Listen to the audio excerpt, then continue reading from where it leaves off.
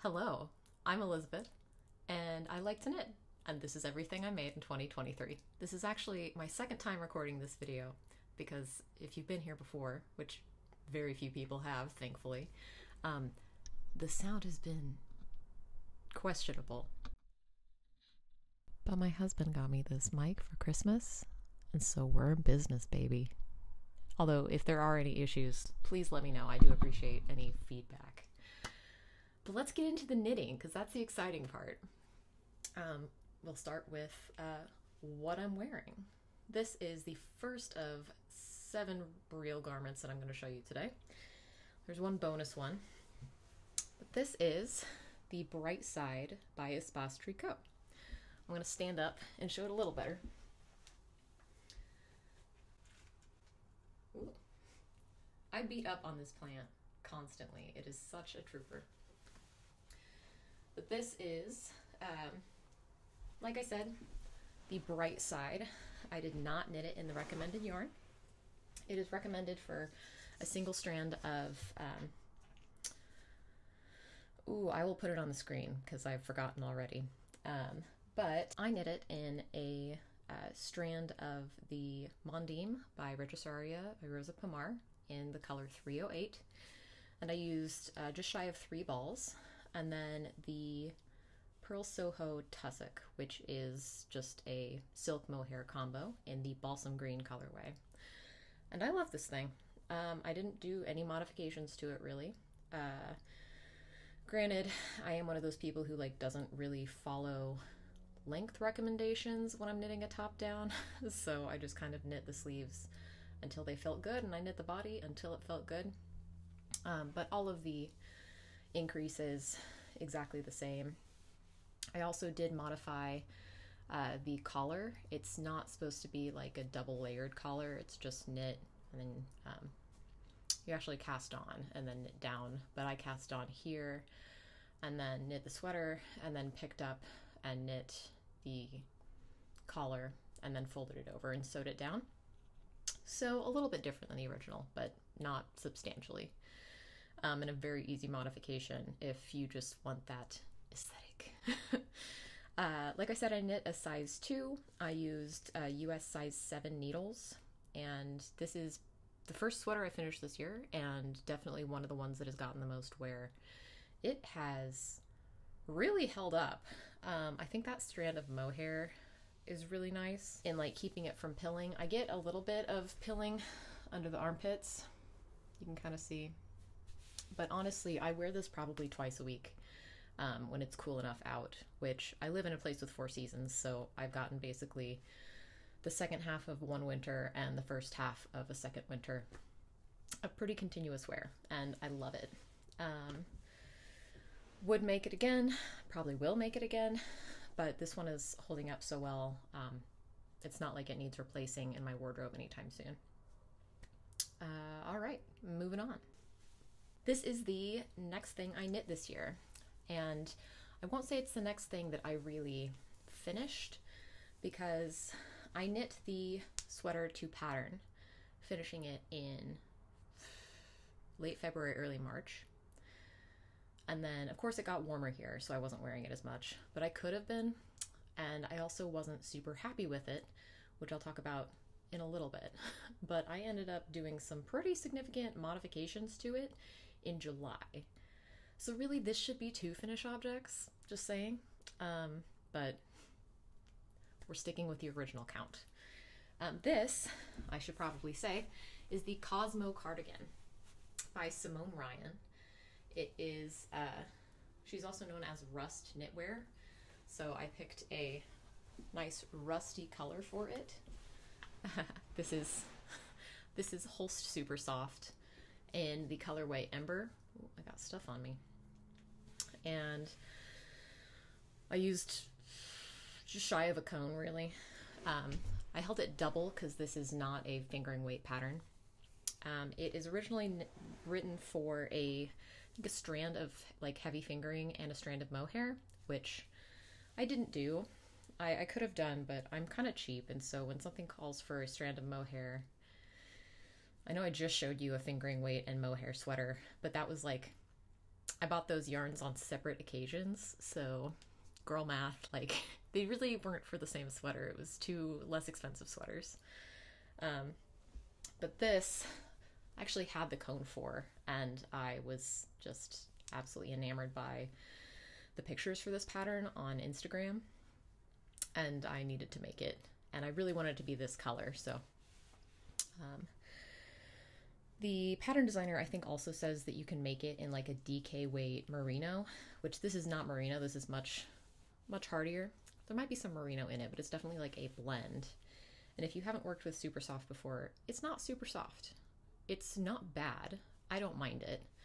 But like I couldn't make something for my husband in this because it would be too scratchy for him. More about the sweater itself. So I love this design. Like, I know I already stood up, but I have to stand up and show you again. Like, I love a textured stitch pattern. I love like any V shapes in a sweater. Like, that just brings me so much joy. And this like broken rib textured stitch, just, it looks like so much more work than it actually is. Because like you're just knitting every other row. You're not thinking about it. It's so easy. And it just looks like, wow, where did she get that? The pattern did have a couple of mistakes in it when I bought it. I think she's updated it now. But it was so like minor. Like there was one situation where it was like, on these rows, just do the same as this row. And it was very clearly meant to be like the one after it, the one that she had referenced, and there was like a dot somewhere in the size C chart, which wasn't supposed to be there based on the rest of the pattern. And I haven't gone back to check, but she did update it since I bought it and knit this, so those are probably fixed now. I'm one of those people who, I don't care if there's errors in a pattern as long as I can figure out like what they were supposed to be, especially if the design is really good. And the design of this brings me so much joy. The one thing that I was not smart about, and this is getting back to the, well, why did you have to reknit a big chunk of it, Elizabeth? It's because I don't read and I don't look at things very good sometimes. So I wanted this sweater to fit the way that it does now. So it kind of hits at my hips. It's a very wide stance right now. I don't know if you can tell. I'm just over the chair. But like natural waist up here, hip bone here, and it falls just a little bit below that. And that's what I like. This sweater, I'll insert some photos over here, is designed so that basically this chunk here is not. It goes directly from this to like 1 or 2 stitches, and then you start the ribbing. And in the pattern photos, it falls like at the top, the bottom of the ribbing like falls at the top of where my jeans would be.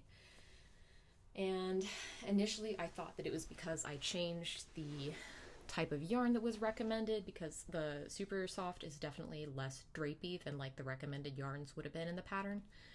And so I was like, oh, it's probably because of my yarn choice. And then I went back and like looked at the sweater and looked at the schematics, and I was like, no, it's supposed to be a more, not cropped, but like it looks like it's supposed to be worn with like skirts and like kind of hit above your butt rather than like falling over it at all. So what I did is I took off the button band, which is double knit, and it is lovely, but god dang, it takes a long time. So it took some mental, like, I knew about a month before I went in and did sweater surgery, and I just kind of kept going, but I don't want to though. But I did. So I took off the button band, I cut into it right here and picked up stitches and knit like 2.5 more inches, and then just grafted it back together. And I'm so happy. And then I did add on, I had to re-knit the whole button band, which was not a fun experience to say the least, but it was absolutely worth it in the end. Like, I love this. I probably wear this once a week now. It's holding up very well. Again, this really only has like the fall and half of a winter, so it hasn't gotten as much trials, but it's not pilling even a little bit. Like the elbows are fine, the armpits are fine. Oh, something I forgot to mention. That looks very fun. This is a weird armpit with all of these like cables coming out from it. But this is just like a 2x2 cable. It's super easy. Again, you don't have to use a cable needle if you don't want to. If you're one of those people that will die on that hill of just cabling without a cable needle, which I am more and more in that park these days. But I love this. Would highly recommend it. I think that's all I have to say about it, though. Well, let's move on to the next one.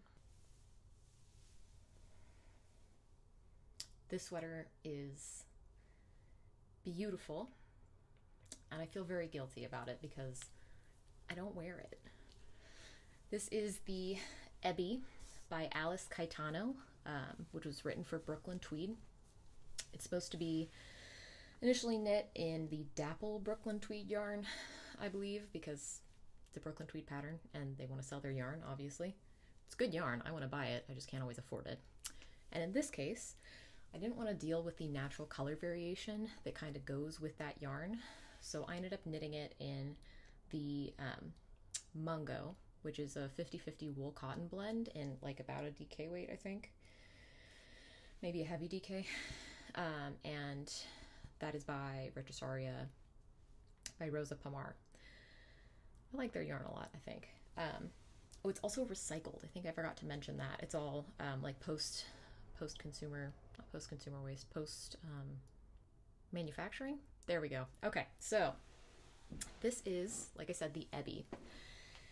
And it is gorgeous. I love this sweater so much.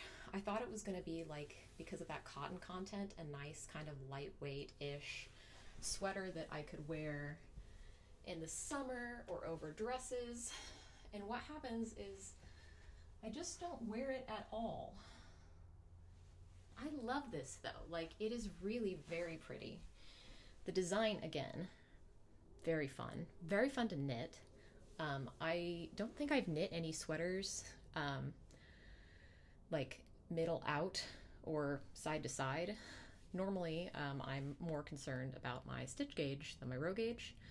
And in this case, that's not how it works. Because what you're doing is you're starting from the middle here. And this is kind of like a feather and fan pattern that gets more and more spread out and more like soft.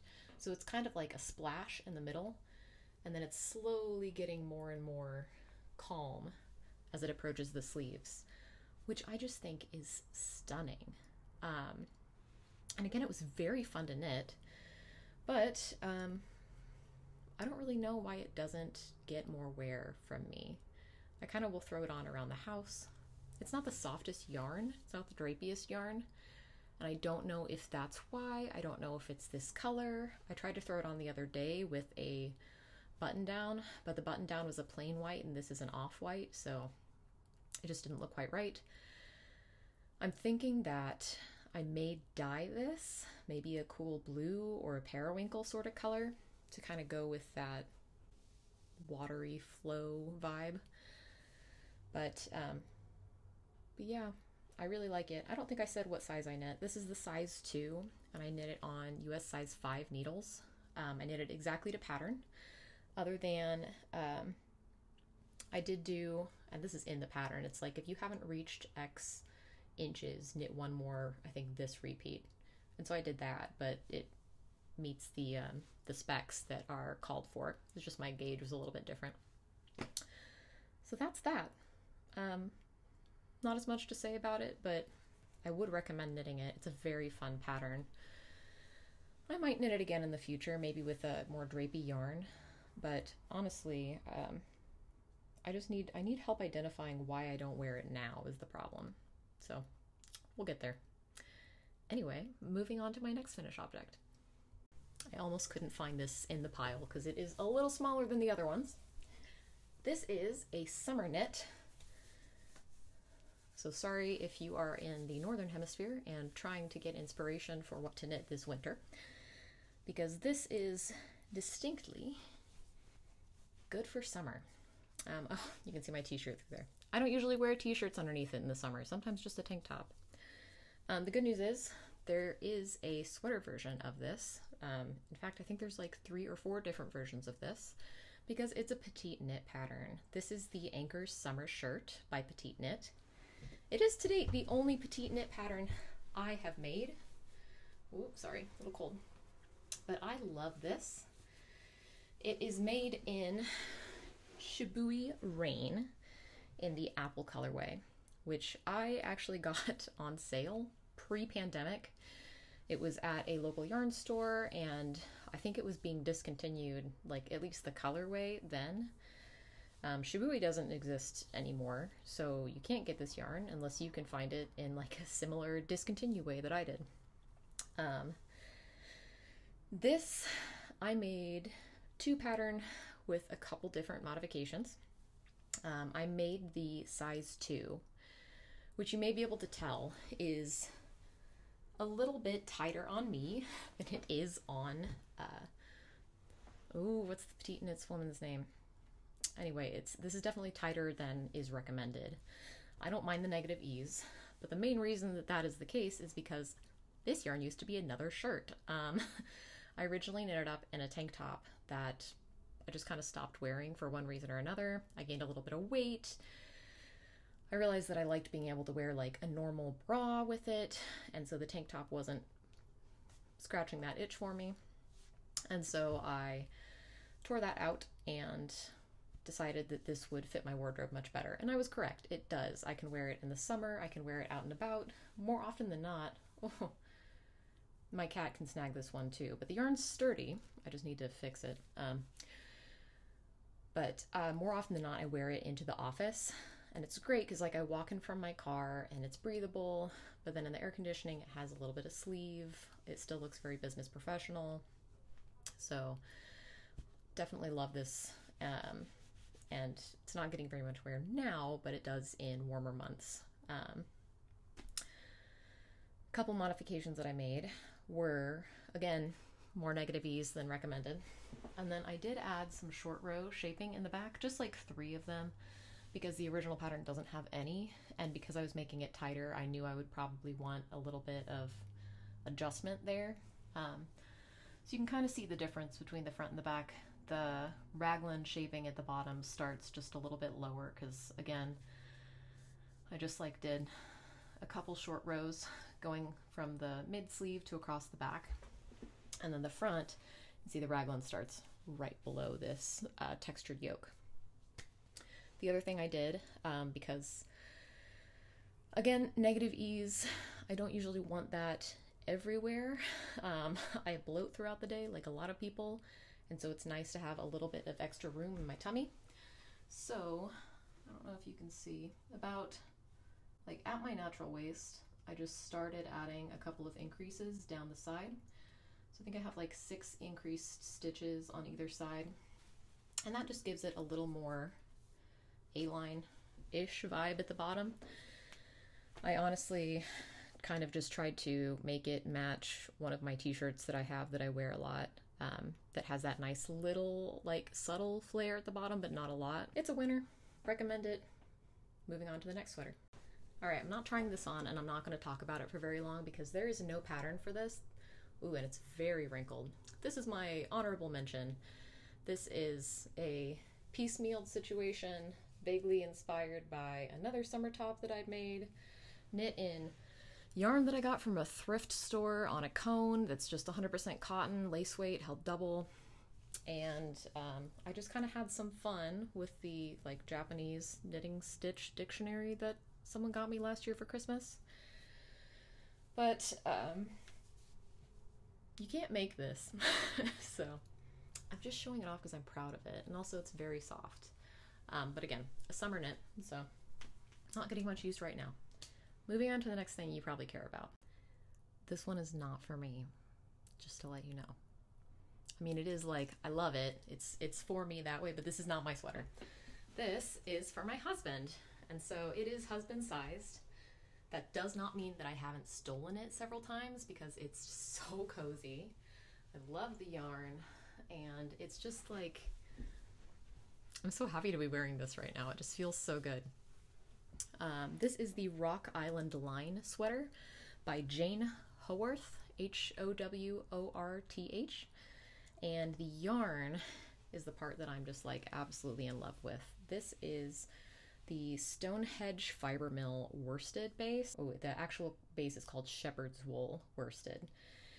And the colors are Raspberry and Storm. And Storm is just kind of like a marled black and gray. I think it's 3 strands. 2 of them are black, 1 of them is gray. And then Raspberry, I'm not sure if this is really coming across, but it has like, my husband picked these colors out because it was going to be for him. It was not a surprise. He's never gotten a sweater before, and we've been married for almost 6 years and together for much longer than that. So it was time. But when he picked this color out, I did not think it was going to be this pretty. Online, like, you couldn't see like the slight variation tonal shifts in it. And there's like some blues and some like reds, and obviously that is probably the combination you use to make pinkish purple. But it's not like perfectly blended, so you get just a little bit of that variation, and I love that. Also, this yarn is incredibly soft. This is 100% wool, and it is... I said earlier that my husband could not handle the Holst Supersoft yarn, and I was thinking like, oh man, that'd be a really economic option if I could make a sweater for him out of that, which was not the case. I'd not worked with this yarn before, and so this was a large purchase to make online, but I was fully prepared to like make something for myself out of these colors if it didn't work for him. But fortunately we got it, he touched it, and he was like, yep, that's excellent, I will wear that 100%. So I was like, dang it. This is the 48-inch chest circumference size, and I used US 7 for the body, US 5 for the ribbing. I knit it exactly to pattern. I don't really like, for the occasional like sweater gift knits that I make, I don't usually like to futz about too much with the modifications, just because I'm not going to make whoever I'm knitting it for, especially like my sister lives pretty far away, and so I can't feasibly make her try things on as I'm knitting them. My husband I could, but I figured it wouldn't be much of a gift, so I was like, hey, can you stop what you're doing and put this on real quick? Hey, I know it's been an hour and a half, but can you please try this on again, because I need to see if the length works right. Like, I just measured a sweater that he had, made sure that the pattern dimensions schema kind of matched that pretty well, and good news, it did. So yeah, no mods to this one, and it doesn't need it. It's great. There's a little bit of weird writing with the short rows at the top. It wasn't terribly hard to figure out. It just kind of took a little bit of pause to be like, is she giving me more information than I need? And the answer was yes, like a lot more information, but just trust in the heart of the cards. You'll be fine. I said I didn't make any intentional modifications, but you may be able to tell right here, I did just kind of forget to continue in this broken rib for just like this last inch while I was doing short rows across the neck. So there's some duplicate purl stitches over that just to kind of make it actually look like I followed the pattern. But otherwise, no mods, no notes needed. Jane, you're amazing. And this note, Stonehedge Fiber Mill Shepherd's Wool, is... I need to look it up. I'll put down here or somewhere however much it cost, but I definitely had some sticker shock. I think more due to the fact that I usually make myself like a 40-inch circumference is about as big as I make any of my sweaters, and this was the 48-inch and much longer arms and body length. So just a lot more yarn than I'm used to buying. Gosh dang it. Like, sorry, soapboxing a little bit here, but yarn is expensive. This is a very like good cost per hour hobby to have, but just as far as like, this is why people who don't knit have no idea how much your finished objects cost and are like, OMG, you should sell them. No, like, if you got hourly wage that was like $- because you spent so much on the equipment, like this is a labor of love. It's a lot of time and expense. But fortunately, my husband's very knit worthy. He will be getting more sweaters in the future because he gets it. All right, moving on to something else for me. All right, this is my sweet child, my latest full sweater. This is the Sonrae by Jennifer Steingass, and I love it. I should, because it's fingering weight, so it took a while. And it's color work, which I don't normally do, but I'm really, really enamored with this one. So this is knit in Cloudborn Fibers Highland Fingering in the taupe heatherway color. And I love this yarn. Once again, bought this on sale. Didn't realize it was being discontinued. And so I can't get more of it. I literally went back on because I was worried about running out of yarn and bought probably the last skein, and it just happened to be in the color that I needed and in the colorway that I needed, because I think like the original order that I placed was from the last batch that they made. So I'm very depressed. Does this happen to anybody else? Like, is this a common problem?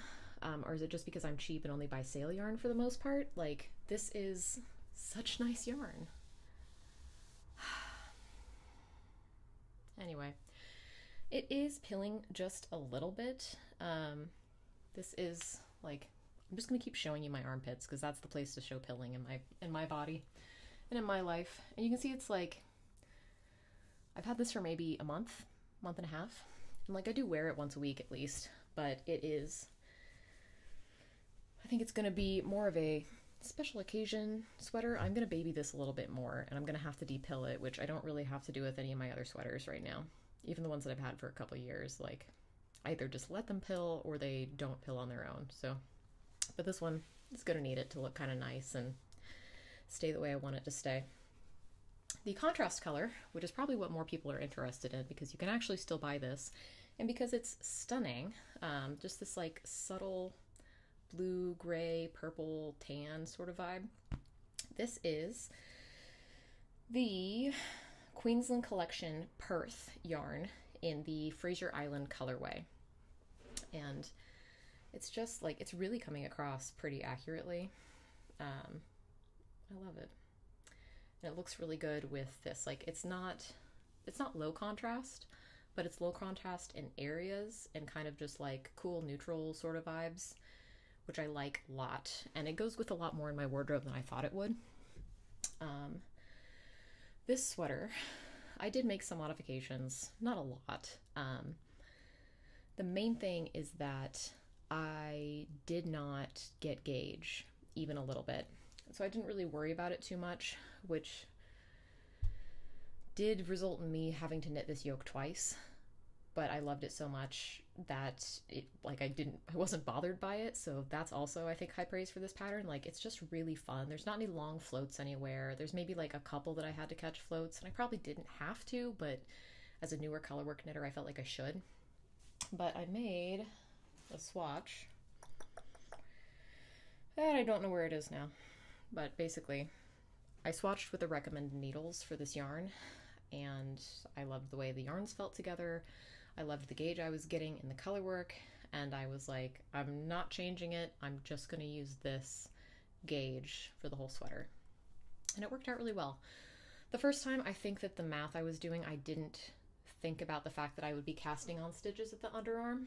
I just kind of like took the diameter all the way around here and didn't really like factor in any additional stitches being added. So that's on me. Other modifications.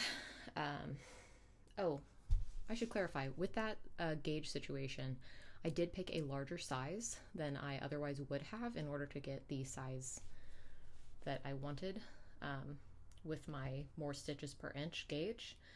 And then I also changed some of the a number of stitches that I would cast on at the neck. I played with my gauge here to make sure that it would be still small enough. Like, I didn't want a huge boat neck.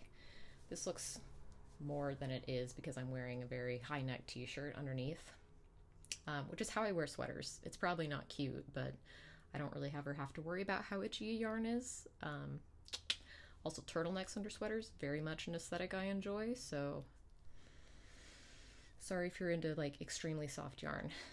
This Highland fingering, I definitely would still be able to wear against my neck, not a problem, but alas, not relevant because you can't buy it. If you have some in stash, congratulations. You're a smart person. You figured it out sooner than I did.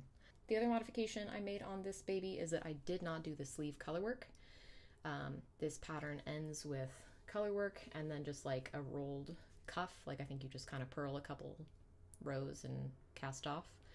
But I didn't want to do any more color work. I like ribbing on my sleeves first off, and I just wanted to be done. I also hate using 2 balls of yarn at any given point.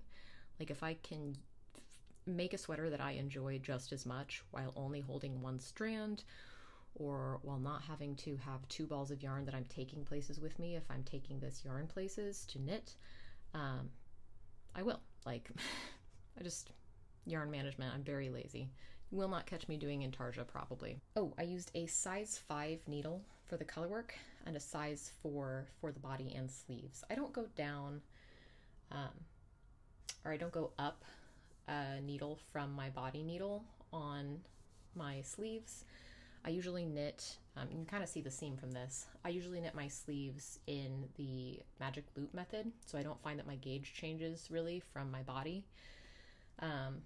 But I also haven't checked, but it doesn't look or feel noticeably different. Like my math always works out the way I want it to.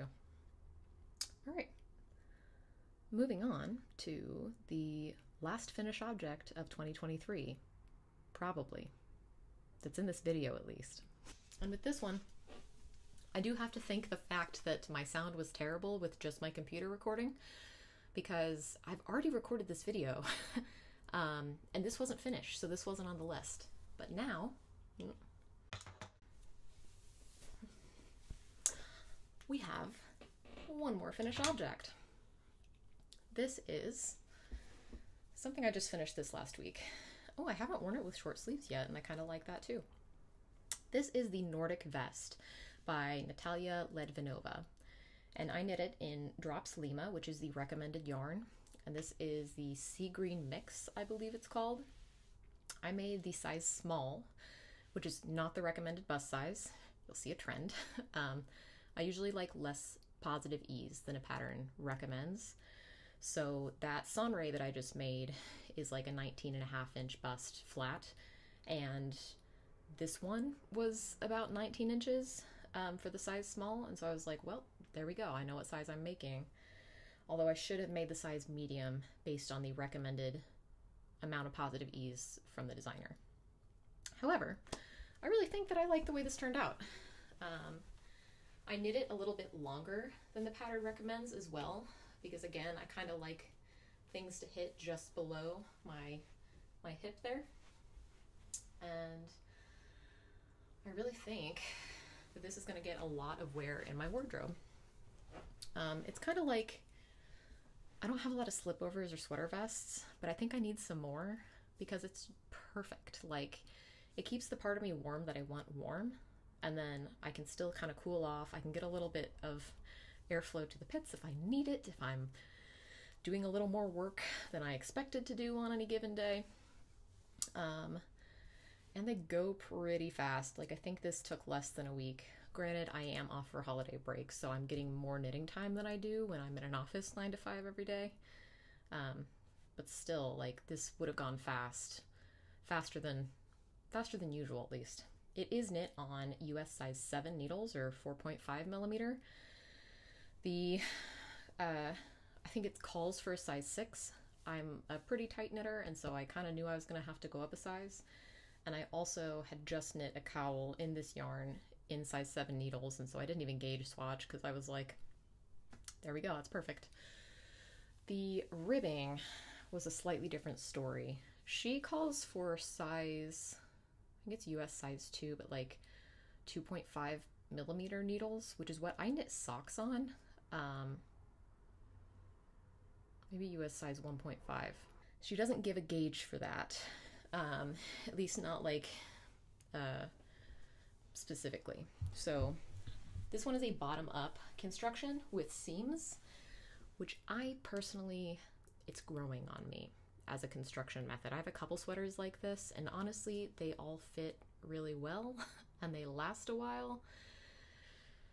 So I know that's an unpopular opinion by far, but like, seaming's good for structure. It's kind of fun. You don't get to wear a thing right after you finish it, but otherwise, I don't mind it. Moving on. So the bottom hem, basically you cast on your number of stitches, and she says knit X amount of rows and it should be X centimeters. And I was getting that initially, but it didn't stretch as far as I wanted it to. So I ended up going up to a US size 3 or 3.25 millimeter, and that worked much better. And that's what I ended up using for the little sleeve cast on and the neck as well. This was fast and easy. I think the only modifications that I made, like I said, I did use a size that was not the recommended for my bust size. I added some length to the body. I added 14 rows basically to the size that I was supposed to get. Yeah, 14 rows and 14 inches is the length that I wanted from my underarm to the hem. The size that was like the schematic for the vest said that it would be 12.5 inches from underarm to hem. And I knew I wanted a little more length than that, so I just knit up until I knew that the body would be long enough for me. Easy modification. Fully support you doing it too if you like slightly longer vests. The other thing that I did, and this was kind of frustrating, again, it's kind of one of those things where it's like, I like the design enough, I can forgive kind of weird stuff in a pattern, but this seam here, and it's gorgeous. I really like the way it looks. I like the way the finish is on it. This is the cast on, or cast off for the top, and then she has no written instructions for how to finish this. There is a video link in the pattern, and I didn't do it. I watched the video, and then I went, yeah, I'm not doing that. Because effectively it is instructions on how to half mattress stitch, half like Kitchener from live stitches on the back or on the front. And I didn't think it would look substantially different or be different stretch wise than if I just bound off and did my normal like perpendicular mattress stitch. And so that's what I did, and it did just fine. If you didn't use a yarn with alpaca content, I don't know if it would stretch quite as much. I did block this pretty aggressively across the shoulders because with a smaller size, I don't have as much of that drop shoulder effect as the pattern photos, which I should have put a pattern photo here so you'd be able to see. But I did want it to come over my shoulders a little bit. And so I did stretch it pretty aggressively while, I don't use pins or anything when I block, but I did want it to have that width. So yeah, I love this. Already worn it once. Worn it once out of the house, worn it a lot more just around the place. But I love it a lot. Would definitely recommend this pattern. I think there's not really any other finished objects on Ravelry right now but mine. And I don't think I've put photos in, so we'll get that taken care of ASAP. This is my last finished object of the year. That was 7 + 1 weird bonus top in the middle that no one cares about but me, but thanks for watching. I hope you had a good time. I certainly did. I do have a burgeoning podcast with only 2 episodes up right now, and their sound is significantly worse than this. But in a few weeks, I should have another podcast episode up. So if you're interested in sticking around, feel free to subscribe. Feel free to comment below. Let me know if you knit any of these patterns this year, what modifications you made, anything that's like similar that you think I would like. If you know how to get more Cloudborn fibers Highland fingering, let me know. But otherwise, I hope that you're having a good new year. I hope that you're knitting something that makes you happy. And I hope you're staying warm.